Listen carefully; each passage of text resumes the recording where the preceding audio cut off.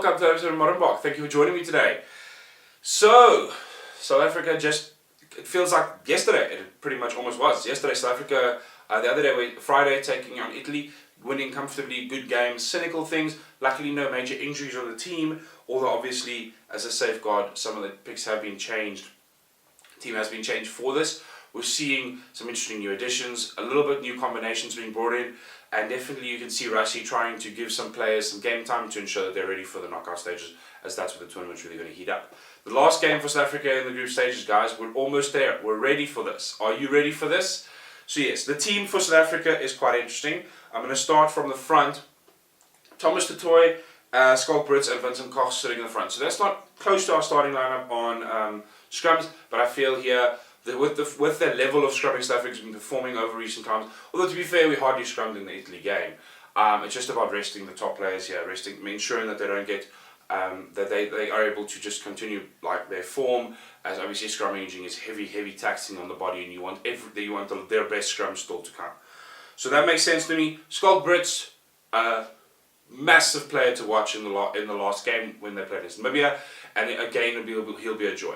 I'm going to be watching that little red scrum cap run around like a madman the whole game. It's one of the most entertaining things I can find to do, and I think he'll just be he is definitely one of those players that even if your forward pack for losing, he can build up a team and pick up a team's morale heavy. Something I'm certain that's why he was brought into this World Cup. Even from the bench, he seems to just have the personality to lift the team. So it's nice to see him play, and it'll be a joy. Snyman and Franco Mostert, another lock combination we brought in here. And I've noticed that, I don't know if it's Russia Erasmus just enjoying the fact that he's got some of the best locks in the world to just throw around and pick. I mean, every coach is probably jealous of now, but another lock combination, and still you're finding probably one of the best lock combinations in the world. So, damn, I think South Africa, when they look at this team, that's just unfair.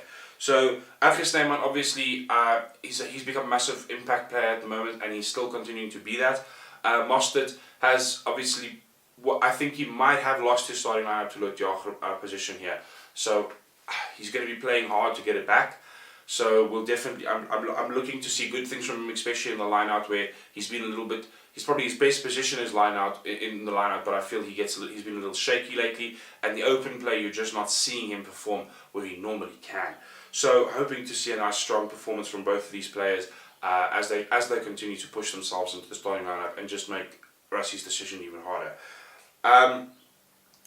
Yes, Kolisi, Kwagga and Francois Louw. Francois Louw taking 8th man there.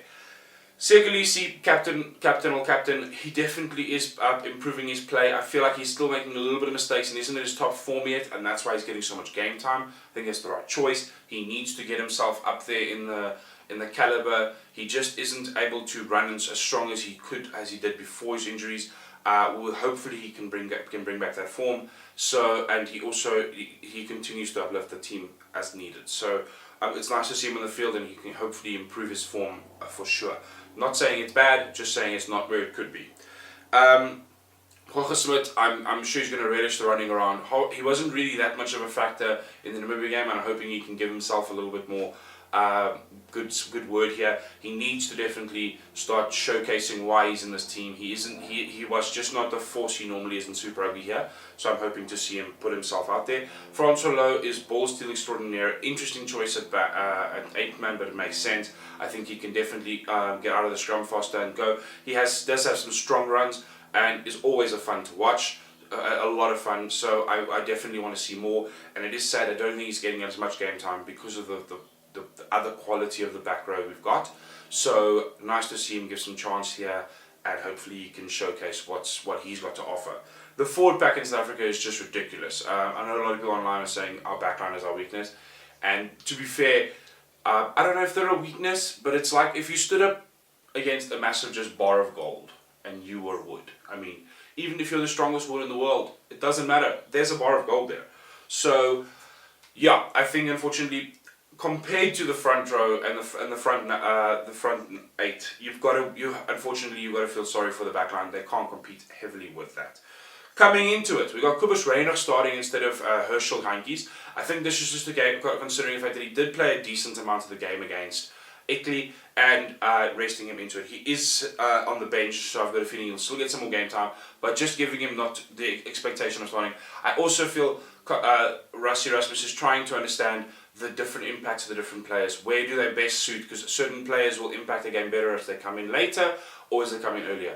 Jantjies did boss the game quite well against Namibia, and I felt he continued to do that against Italy, although it's tough to tell because it was a red card what his performance meant. I think both Faf and Herschel had pretty strong game there, except for Faf's kick. More of Faf's kicks were accurate, but I feel that was due to less pressure, but he's not getting the extra game time here, so we'll see. Cobus Reinach didn't inspire a lot of people in the Namibia game, so I'm hoping he can give some chance here to do that. And I've got a feeling it's a case of if he doesn't, sub him early. If he does, sub him in later. But I feel you cannot change your mind, so that's why I think the swap has happened. Cool. Jantjies is fly off. He just needs to improve his performance. He just couldn't kick last time, and hopefully he can find his rhythm here. He does definitely have a strong attack mind, and you could see in the scorelines. He definitely knows how to get players into space if the forward line, if the forward pack is dominating. So with this forward pack, you should have that. So good on him. I just feel you can't only depend on your forward pack to give you that forward dominance, but he is definitely a very, very strong attacking and running fly-off when he needs to be. Hopefully his king boot is packed in when he gets to the locker room. Then we've got Frans, Steyn and Damian Allende swapping to outside centre. Interesting choice. He had a strong game against Italy, one of his best, so I'm hoping that's why they want to play him, to give continuous form. I think it's fair. Frans Steyn was fun to see in the Namibia game, so continuing that form definitely. He definitely needs game time to ensure he can be the player he needs to be in these big tournaments. Unfortunately, I feel he's a little too big for where he is. But yes, I think Frans Steyn is fun to watch, and hopefully we can see a nice big kick from him. Cool. Then we got Nkosi and Warrick Gelant on wings. That's interesting. Taking Mapimpi and Colby effectively completely off. That makes sense. They've had a lot of game time and they need to rest. Nkosi here is going to get his try. He's getting his tries. Let's face it. Gelant was nice to see in the last game, and he was really, really good linking up player. So I think they want to try and test out some other options in case, touch wood, any injuries. Gelant is a nice option there. With the fact that Damian Willemse has joined from with Jesse Peel leaving.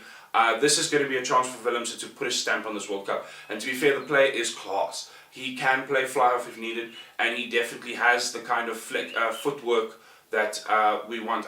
He reminds me a lot of Israel Dag, where a little bit of a larger player, but still able to step and position himself in impressive form. So I'm definitely looking forward to seeing it. He could also take on the kicking needs if need be, but to be fair, you got Frans Steyn also there, so there's no shortage of good players to do that. I definitely want him to see him score a try and link up well with players as an alternative to Louw, which is what I think this is definitely going to be. If I was Louw, I'd be very concerned about his performance here.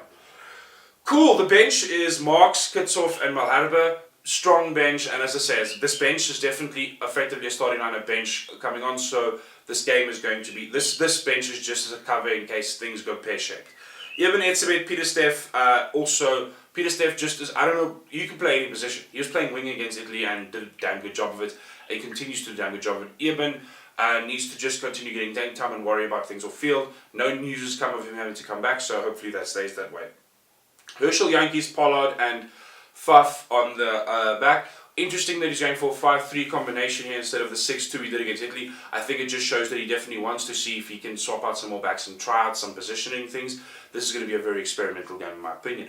But Pollard and Herschel, Jantjies need to continue getting game time to have form together, so I've got a feeling that he's going to put them at about the 30 minutes, give them 30 minutes to play and continue getting game time as a combination, because unfortunately they don't get a ton of time in that. But Pollard has had a lot of game time, so you've got to look at that and see how it goes.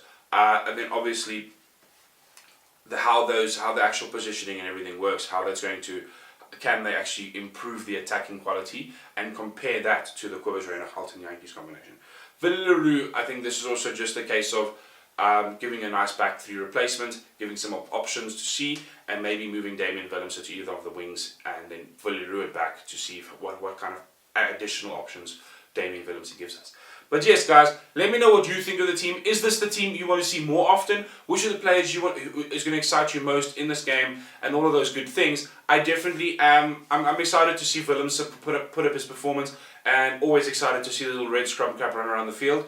But yes, let me know your opinions down below. Please comment, share, like, all those good things. Cheers, guys.